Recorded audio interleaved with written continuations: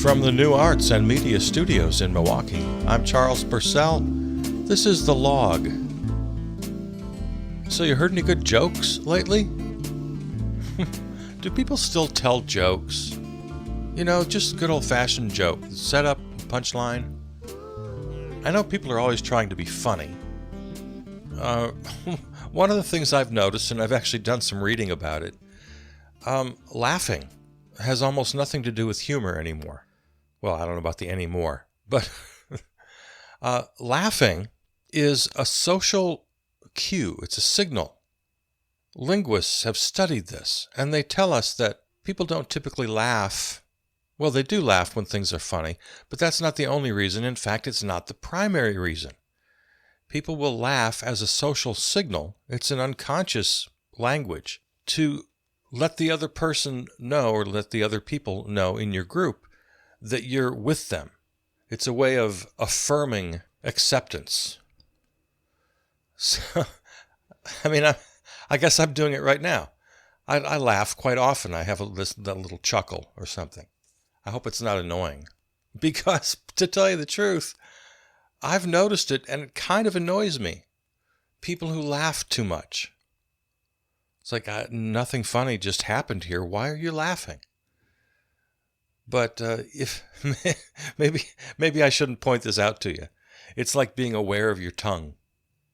You know, you're never aware of your tongue until somebody reminds you of it, and then you can't think of anything else. There was an old Peanuts comic strip where that was the entire strip. In the first panel, Lucy is just sitting there calmly, playing with blocks or something, And all of a sudden she looks up in horror and she yells, I think in panel 3, "I'm aware of my tongue." And in panel 4, she runs screaming down the room, "I'm aware of my tongue."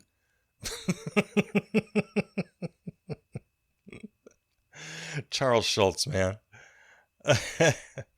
But I don't know if the whole tongue awareness precedes that comic strip or Charles Schulz started it. But since then, I've kind of heard that thing. Well, I only bring that up as a comparison. If you're not aware that people laugh way too often when there's nothing funny happening, you're fine. And we all do it. I do it. You do it. It's a human thing. But once you notice it, it can become kind of annoying. And I know a couple of people in my life especially who are just laughing all the time. Now, that's a beautiful, positive thing, right? Why should anyone be annoyed by that? What a curmudgeon you'd have to be to let that annoy you. So, don't let it annoy you. But I bet you notice it now that I've mentioned this.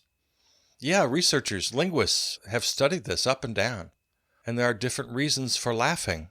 And they're not all because something's funny. Yeah, it's just a way of telling us, yeah, we're all in the same club. We're together. We're good. I'm affirming our relationship. Just tossing a little laugh. And it's not like we're doing it insincerely. No. It's just a little natural tick. And some people have it more pronounced than others. But that's not what I was intending to talk about here out of the gate. Oh, jokes. Yeah. Maybe, I don't know if this is a kid thing. Is it like Christmas? You kind of forget. You forget about it as an adult. You forget how to do it, the joy of it, how to tell a joke, the joy of telling a joke. I mean, people are always trying to be funny with each other, I guess. That's natural. But to really learn and memorize and know a joke and tell it in a social situation or at a party. When I was a kid, that was a thing. I know I went out of my way to memorize jokes. And I always felt like I needed to have a couple at least at the ready in case the situation came up. And then once I told them, I felt it was my responsibility as a person in the community to learn a couple new jokes once I told the old ones. So again, I'd be ready if and when the situation arose.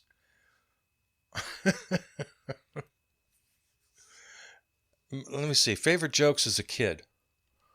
All right, here's... My dad told this joke. This was my dad's go-to joke. And he would take forever to tell it. I'm going to tell it much more quickly because it's not that funny, to be honest. Guy decides he wants to be a farmer, buys a farm, and then he goes to his neighbors for some help because he's never been a farmer. And he goes to the first guy, and the farmer says to the new farmer, well, you're going to need a chicken to get things started here. You're going to need a chicken. So he says, well, you got a chicken you can sell me? Okay, here's a chicken. So he walks off with a chicken. Oh, but just as he leaves, wait, if you really want to be a professional farmer and you want to feel like you fit in, we call them pullets around here. That's a pullet you're carrying. Okay, all right, good, thanks. Goes on to the next farm for some more advice. Oh, I see you have a pullet. That's great. You're going to need a male mate, though, aren't you? Oh, I need a rooster, don't I? Okay. You got a rooster for sale? All right, he sells him a rooster. And he's off on his way, and he's got a rooster under one arm and his pullet under the other. Oh, one more thing before you go. If you want to fit in around here, we don't call them roosters. The proper terminology is cock. Okay, good. All right, thanks. All right, so down to the next farmer. You think, okay, a little bit more advice. So, oh, it looks like you're doing pretty good there. You're going to need, though, kind of a beast of burden. You're going to need an animal. You're going to need this fella right here. And he buys a mule. So now he's all set. And he's about to walk away. And the guy says, if you want to fit in, though, you told me you want to be a farmer. You want to be part of the community. The proper name for this animal is ass. I say, oh, okay, well, whatever, fine. Oh, one more thing. Asses are pretty stubborn. If he doesn't want to move... He's usually pretty cooperative, but if he just wants to sit down or stand and he refuses to move, just scratch him. Just right behind the neck. He likes to be scratched, and that'll always get him going. Just give him a nice scratch on the neck, and he'll move for you. Okay, great. So he's walking down the road. He's got a bird under each arm, and suddenly the mule stops, just sits down in the middle of the path, and won't go any further. But he's got a chicken under each arm, and he doesn't quite know what to do. So he sits there for a while, thinks about it, and a passerby comes, says, excuse me, sir, would you hold my cock and pull it while I scratch my ass? Isn't that a terrible joke? That was my dad's favorite joke. And we were a very proper Catholic family, and I never heard anything even close to dirty in my house. So I got a big kick out of it, and I thought for many years that was the funniest joke ever created. and I memorized it, and I tried to tell it. I told it poorly like I did just now. But that was the first joke I remember. And as a kid, I became a fan of, oh my God, I was just obsessed with the Marx Brothers and Marx Brothers films, and I'd memorize Groucho Marx one-liners. They're not really jokes; they're just one-liners. Like he's looking at a document. He says, "A 6-year-old child could understand this. Run out and find me a 6-year-old child." Things like that, just little one-liners. Of course, I'm a doctor. Where's the horse? What are some other Groucho one-liners I remember? At one point, he's making love, as they used to call it, to a woman. In the old days, it was just flirting or hugging. Yeah, he's hugging this woman very tightly, and she's trying to get something out of him. Of course, no woman ever allowed romance with the Groucho character unless she was after something. So they're hugging, and she's saying, "Closer, closer, closer," until he finally says, "If I was any closer, I'd be in back of you." So I was a big fan. Did my share of laughing to the Marx Brothers.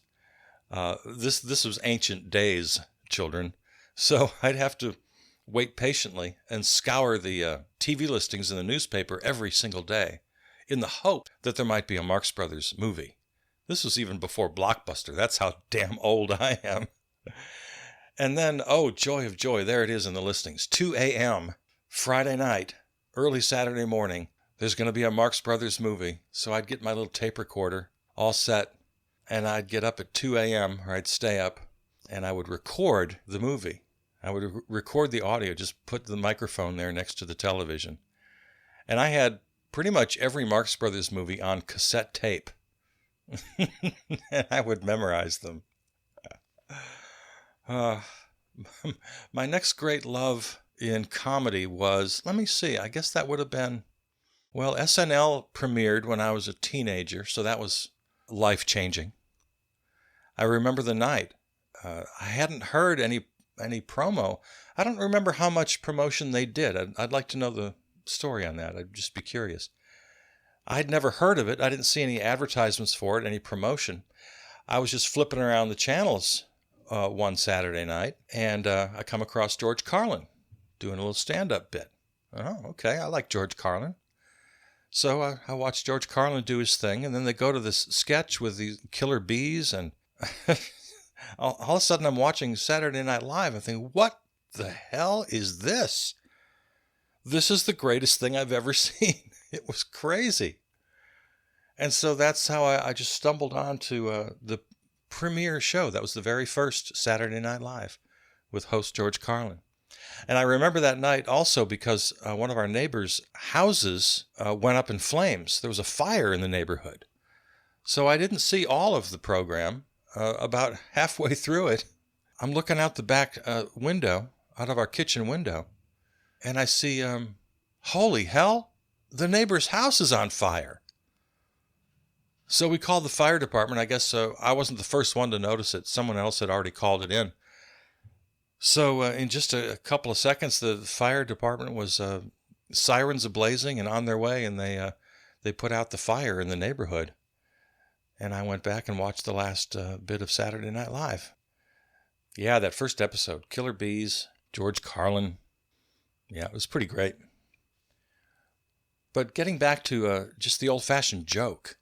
Before SNL, for me, my hero, my comedy hero for a while there, just as a little kid, I had two of them, Henny Youngman, king of the one-liners, and Rodney Dangerfield, who was influenced by Henny Youngman. So there again, I actually made the effort to write down these jokes and sit in my bedroom and memorize them and have them ready to go. And if I found the opportunity, I would rattle them off. Because that's what you do with Henny Youngman jokes. You rattle them off. I mean, you have to be pretty old to know Henny Youngman, but I think everybody's familiar with kind of that one-liner style. I went to my doctor, gave me 2 weeks to live. I said, I can't pay the bill. He gave me another 2 weeks.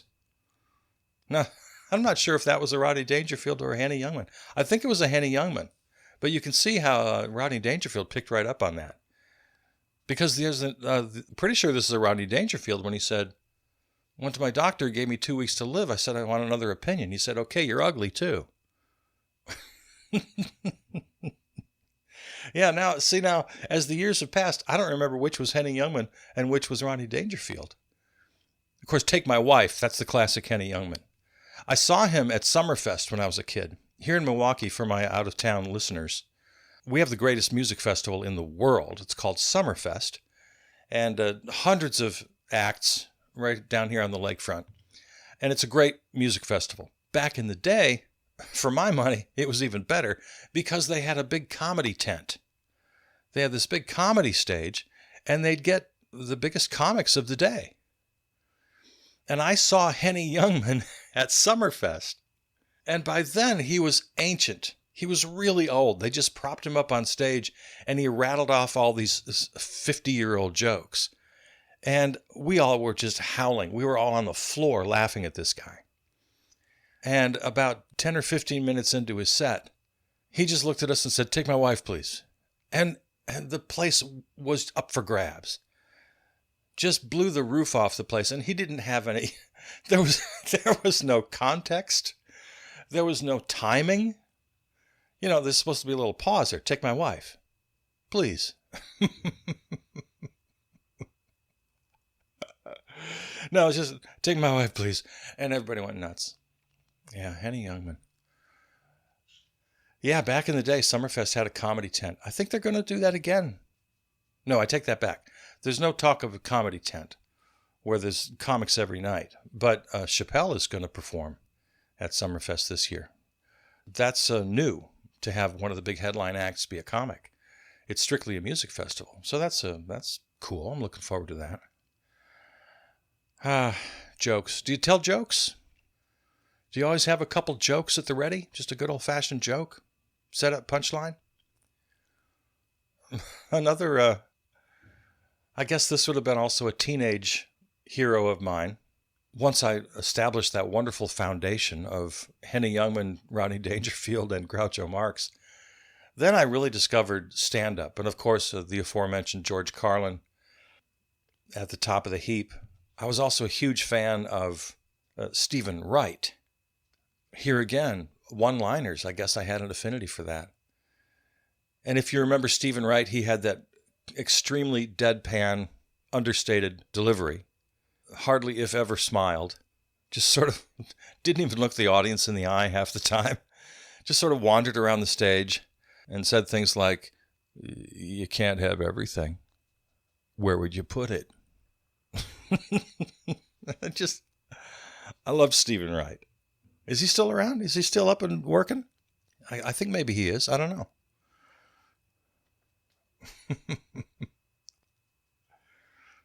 Jokes.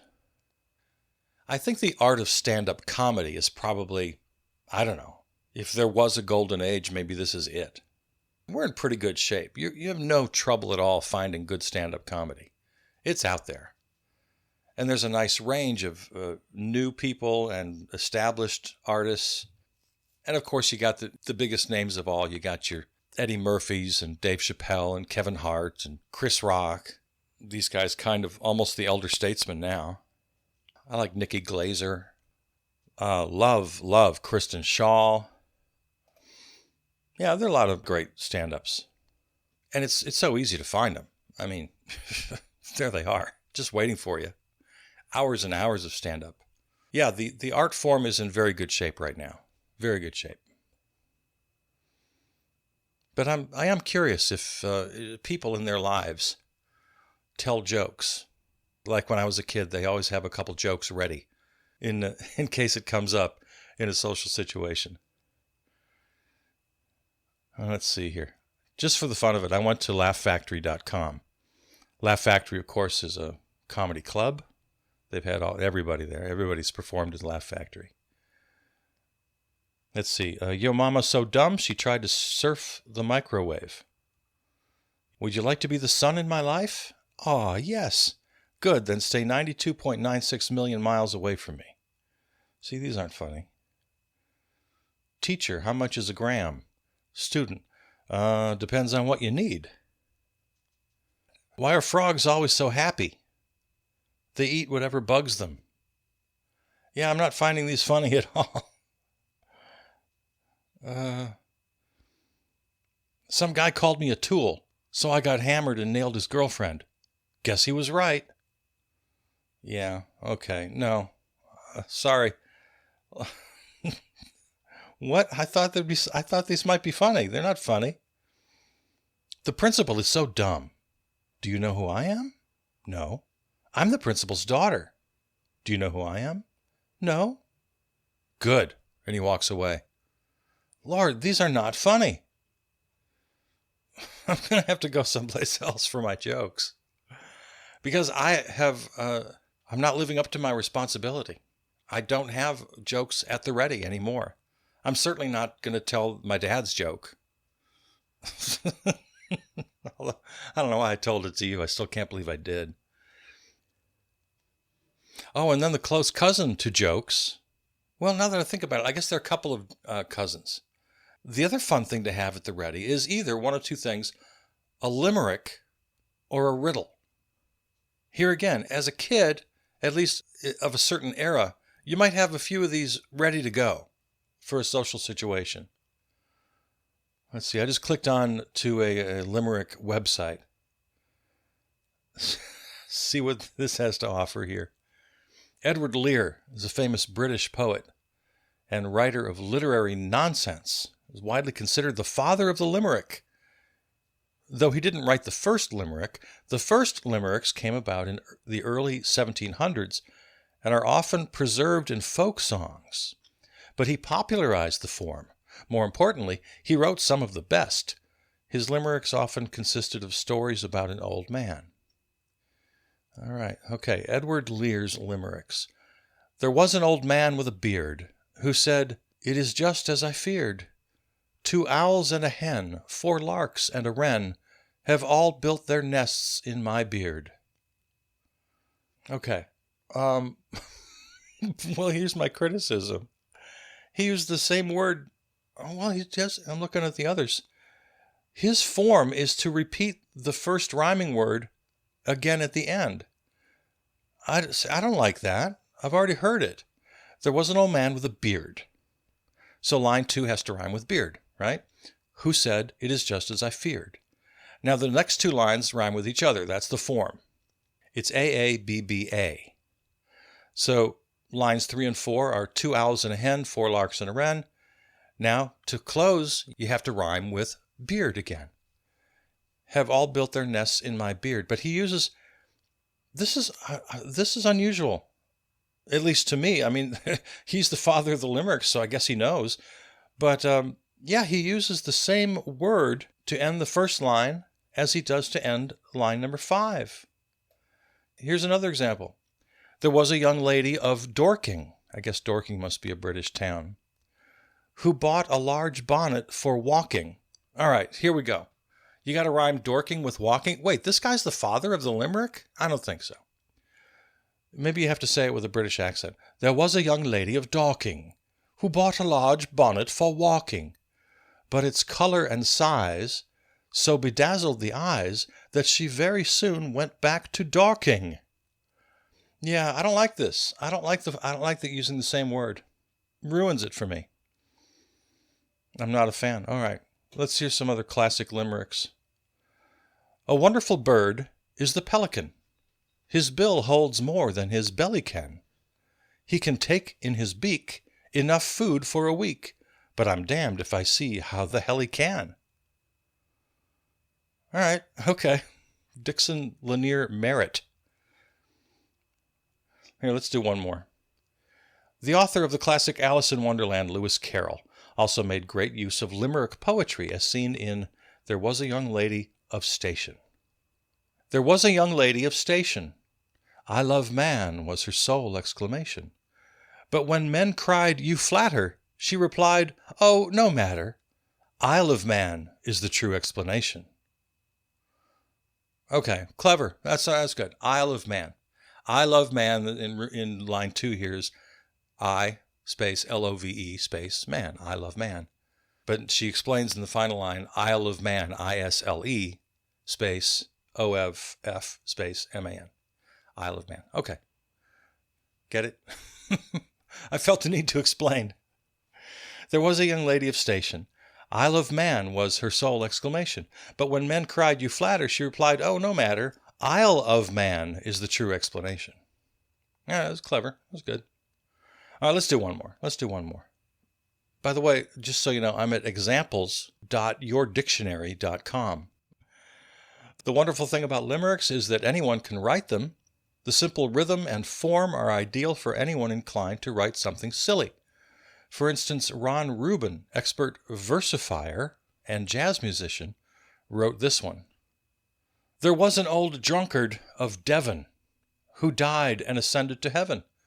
But he cried, this is Hades. There are no naughty ladies, and the pubs are all shut by 11. All right. Whimsical, not really funny, but pleasant enough. All right, here's a classic example. Author anonymous. There was a young lady of Lynn who was so uncommonly thin that when she essayed to drink lemonade, she slipped through the straw and fell in. Okay. All right, so there you go. Limericks. And what do you say we close with a riddle or two? Just at random here, I Googled riddles and found riddles.com. How do you make a poisonous snake cry? You might want to jot these down. I'm going to give you a couple, and then I'll give you the answers. How do you make a poisonous snake cry? I don't know. I'll give you a couple more. Again, jot these down, then I'll give you the answers. 3 lives have I, gentle enough to soothe the skin, light enough to caress the sky, hard enough to crack rocks. What am I? I'll read this again. You can jot this down, share it with your family later around the dinner table. 3 lives have I, gentle enough to soothe the skin, light enough to caress the sky, hard enough to crack rocks. What am I? Okay, have you got that one? All right, I'll give you one more, and then we'll go back and get the answers. How do you get a baby astronaut to sleep? Okay, jot that one down. How do you get a baby astronaut to sleep? Okay, so let's go back. How do you make a poisonous snake cry? Think you have an answer? If I did, I'd give it a guess. I'd give it a go, but I don't. Let's see here. Click on the answer. You take away its rattle. Take away its rattle. All right. Next one. 3 lives have I, gentle enough to soothe the skin, light enough to caress the sky, hard enough to crack rocks. What am I? Answer: water. Well, of course, water has the 3 states: solid, liquid, gas, soothe the skin, caress the sky, crack rocks. Okay, good. Have you gotten either of these? Last one. How do you get a baby astronaut to sleep? You rock it. Get it? You rock it. All right. Okay, we got a little eye rolling here, but yeah, that's the basic riddle. Riddles, limericks, jokes. I think we need more of them. And I'm sure there's a Facebook group I could join. I could get my riddle of the day and my joke of the day. I'm quite sure it's out there. But in your basic social situations, it used to be a thing. And it seems so old-fashioned now. Please tell me if I'm wrong. I would love to be wrong about this. Maybe people still tell jokes. I don't know. But it's not at all like my memory as a kid. When you'd hear a joke every day, somebody would offer a joke. There'd be some opportunity for somebody to share a joke. Or even just, hey, I heard a joke. Here it is. Just out of the blue. And yeah, I really did. I wasn't kidding. I did have a couple jokes ready to go, just in case the situation came up. Yeah. I think if I'm right in my suspicion that those days are gone, I'm going to say here and now, it's time to resurrect those days. Everybody, every day, always have a couple of jokes ready to go. Find an opportunity to tell them, and then replace them with new jokes so they're ready to fire when the opportunity arises. All right, so here's wishing you laughter and love and humor and all of that. Live, laugh, love.